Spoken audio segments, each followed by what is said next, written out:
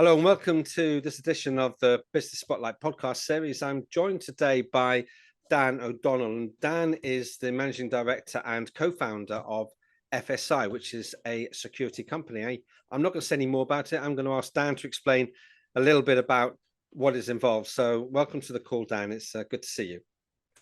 Thank you for having me. Yeah, I guess in terms of background to FSI, myself and some former Army friends and colleagues, we were all working in Baghdad back in 2006 and could see there was an opportunity at that time, certainly in Baghdad and certainly in Kabul. There was a lot of the contracts were seeking former Gurkhas to be the guards on particularly embassies and the like. And with our background in the Gurkhas being fluent Nepali speakers, being people that had spent time in Nepal and India and understood the culture, we could see that perhaps there was something we could bring to that market space, which would bring for clients the genuine article, genuine former Gurkhas from both the Indian Army and the British Army, recruited through a corrupt-free system that we owned, and that recruited from the various catchment areas in Nepal where typically the Gurkhas are recruited from, and that's what we set up in 2007 as FSI Worldwide, focused very much on, if you like, the high threat environments of Baghdad and Kabul. We then, a few years later, 2010 I think it was, we thought that actually there's a market, and there might be a market in the UK for a similar offering. At that point in time, the terms and conditions for British Gurkhas who'd served in the British Army, it meant that they had full rights to reside in UK. A lot of them were getting British passports, and so there was a huge pool of reliable, disciplined workers out there that we thought maybe we need to do something similar to that which we've done overseas, and conceive a guarding company in UK, built on the capability of Gurkhas and indeed the ethos of Gurkhas, and to see where that went. And sure enough, we managed to get into bed with some interesting clients, particularly on the infrastructure side, where safety was absolutely paramount, and some network rail projects where they really bought into the ethos of making sure that a dangerous, fast-moving, electrified, if you like, railway site was genuinely being locked down at night, and there was no hope, no chance of anybody straying into that particular project and getting hurt. So from about 2011, the business in UK was trading in both a security capacity, a guarding capacity, and latterly in a cleaning soft services capacity. So tell us a little bit about your military background, so we can build some context up around that. Have you been working with the Gurkhas for your entire military life, or was that something that you moved into? No, I commissioned out of Sandhurst into the Brigade of Gurkhas, which was back in 1991. In those days, the Brigade of Gurkhas was headquartered in Hong Kong. We had a resident battalion in UK, but the bulk of the Gurkhas, the bulk of the regiment were serving in Hong Kong and Brunei, and there was a sort of rotational basis every 2 years. We'd sort of rotate clockwise or anti-clockwise, and the UK battalion would move to Brunei would move to Hong Kong, and so what I joined was 7th Duke of Edinburgh Zone Gurkhas in 1991, which was UK based at the time, and the UK Gurkha battalion was always part of 5 Airborne Brigade, which was the airborne fraternity, and so a lot of the Gurkhas when I joined were parachute qualified, wearing maroon berets, which I myself qualified as well. A number of the other officers did, and we took great interest in becoming sort of an airborne regiment that wasn't fully airborne, but had discrete elements that was, and really threw ourselves into that whole sort of 5 Airborne Brigade mentality. And I think 7th Gurkhas in particular really embraced the ethos, and we had a cracking, certainly my 2 years was a cracking 2 years, serving in Aldershot, but part of the big Airborne Brigade as it was in those days. Fantastic. Then I guess I promoted up through the ranks to went through a fairly steady career path. I did volunteer for a couple of interesting jobs outside of the mainstream. There was a really interesting job I did with the UN post the Iraq War on the border between Iraq and Kuwait, which was a UN observers mission, which I thought was fascinating. I then also trained as a commando, an army commando, and I went down to Lympstone as an instructor, taking Royal Marines young officers and senior NCOs through effectively their equivalent of Sandhurst and Brecon, which was a brilliant couple of years.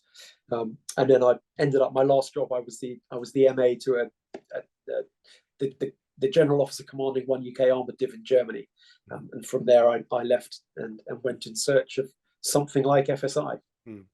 So the army runs in your blood, obviously, and when you came out of the army and you were looking at the sort of commercial and business opportunities, you recognized something in the need for people to want Gurkhas, for example, to be guards in Iraq and Afghanistan, and you thought, I'm going to step into that space.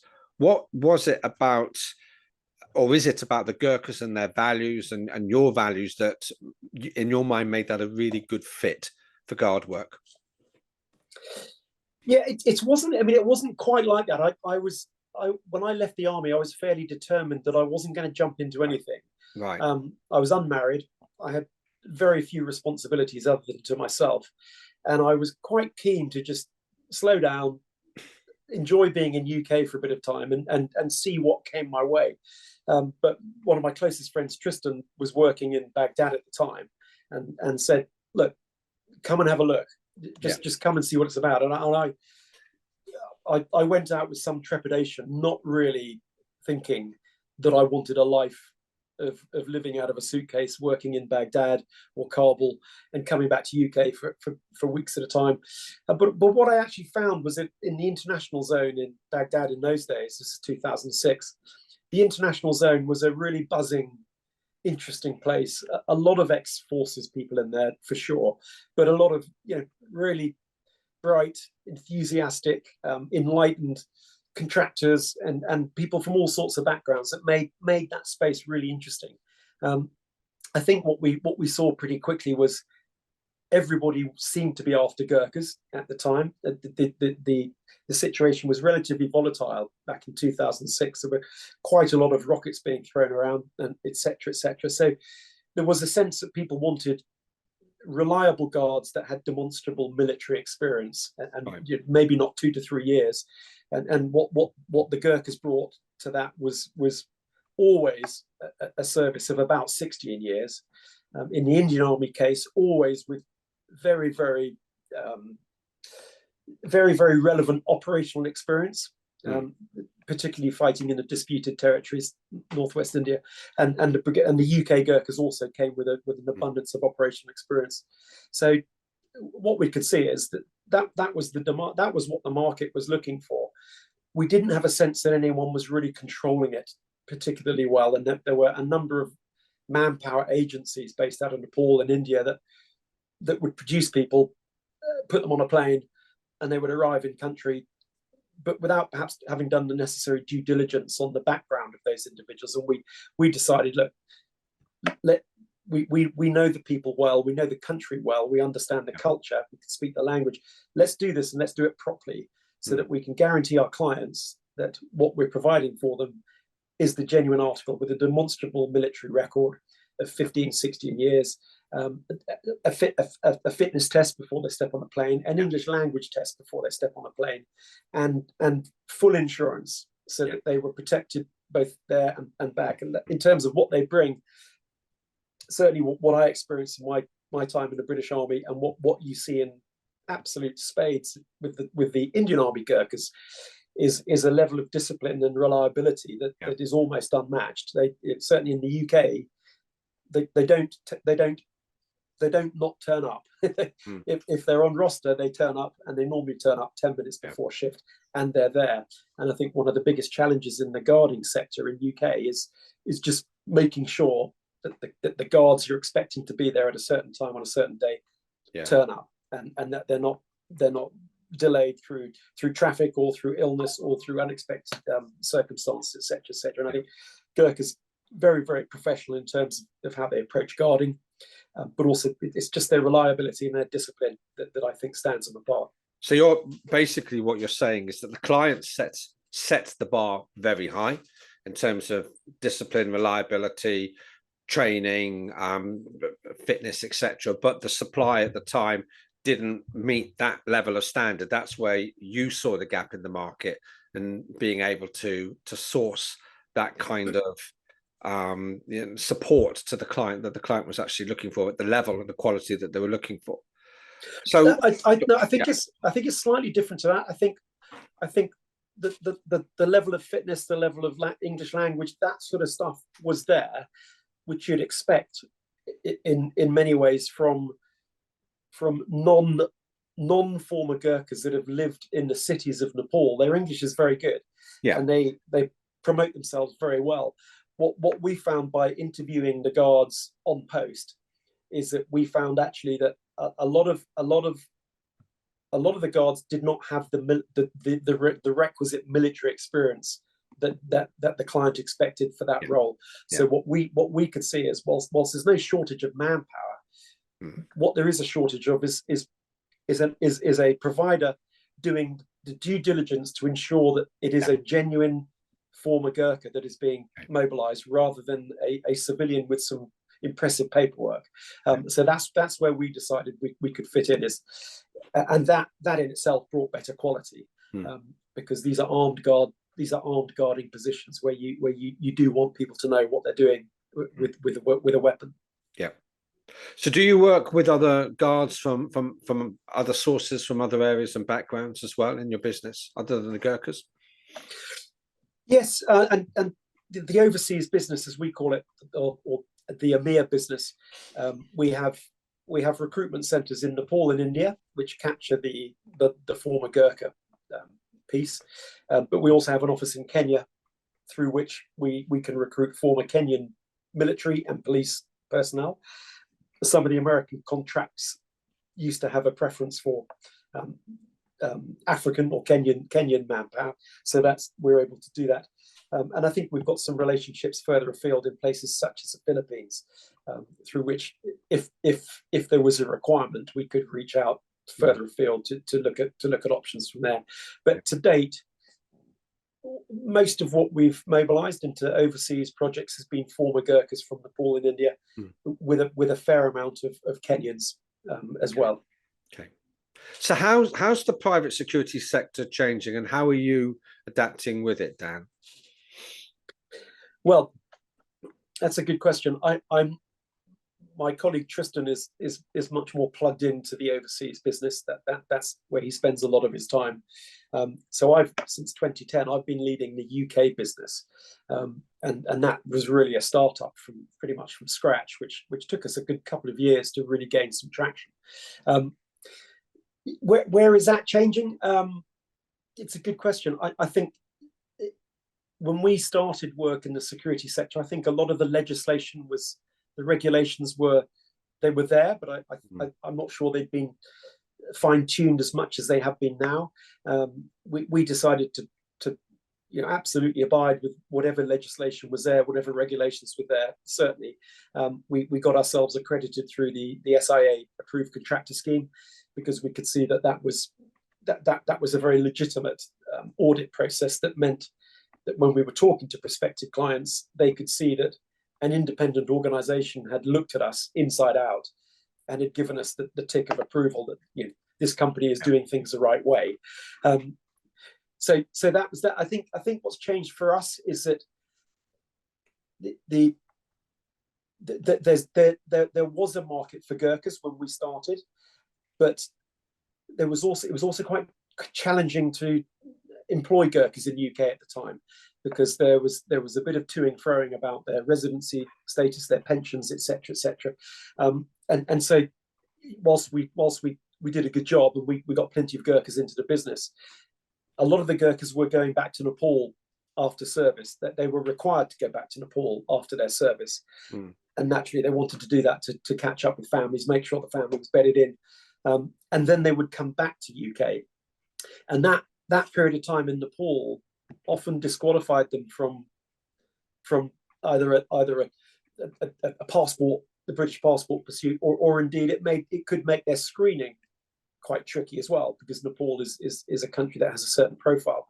But that since that time, I think things have progressed now, and most of the Gurkhas these days, they leave the army and they settle straight into UK, either on an indefinite leave to remain visa, or fairly quickly after that a British passport. Not all of them, of course, but most of them. So the big change for us has been the employability, if you like, of UK-based Gurkhas, which 10 years ago was workable, but it was a bit more challenging than it is now. Good. Okay. So what really struck me about from the beginning of your, from this conversation was that this is something that you didn't really plan to walk into. It's something that came about through circumstances.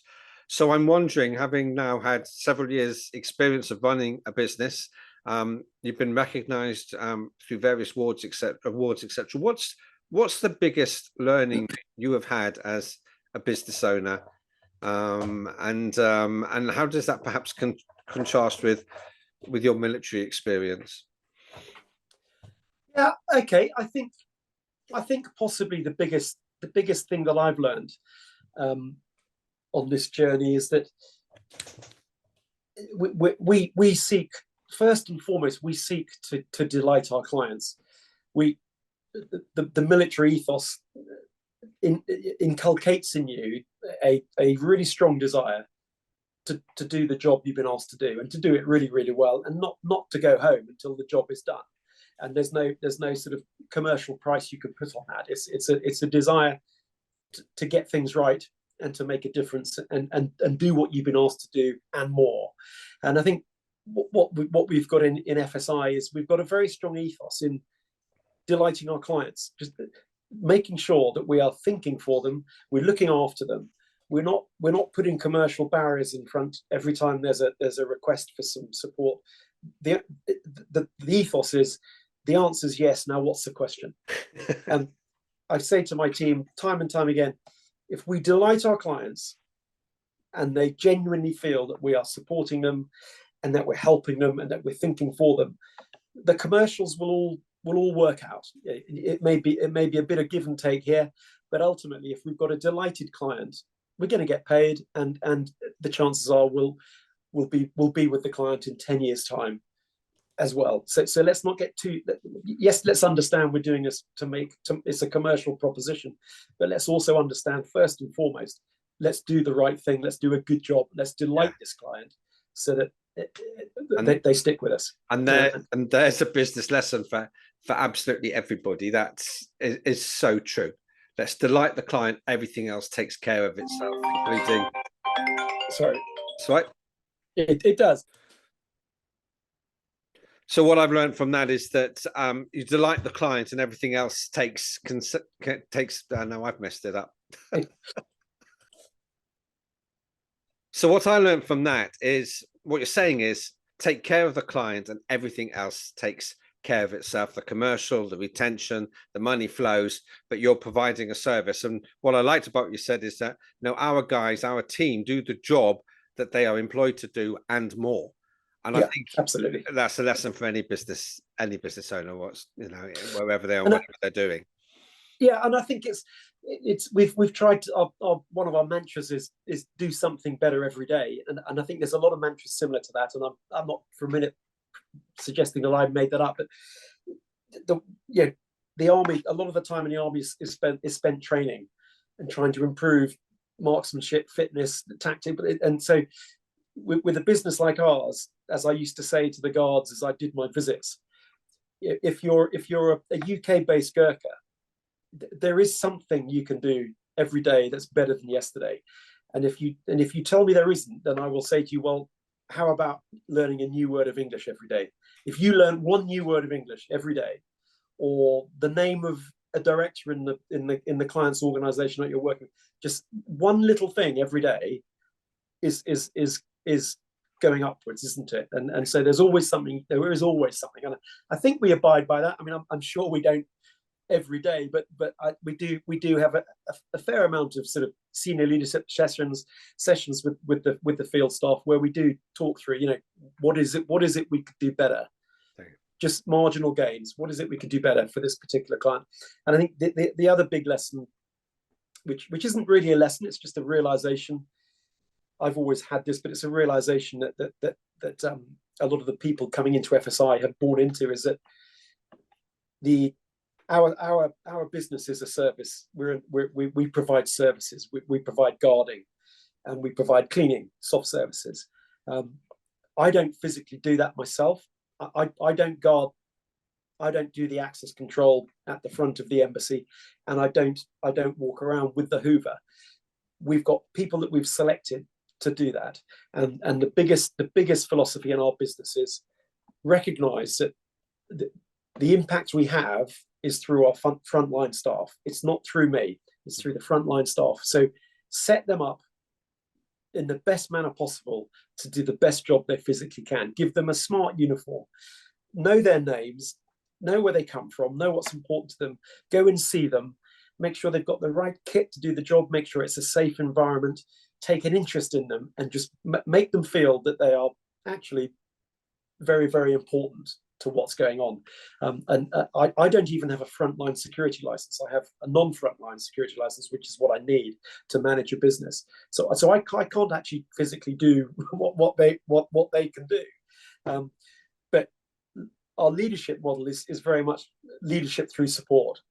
I can't run to the front and say, do it like me, follow me. It's about making sure that they feel totally supported every time they turn up on shift. If they feel the support, then that's the sort of the leadership that we can provide, is by setting them up as best we can. And I think most of the FSI staff, I think probably all of them that you, if you ever visited, would certainly know my name, would be able to tell you who their line managers are. That they would be very knowledgeable about the people behind the sort of frontline staff, and who's supporting them and how well they're supported.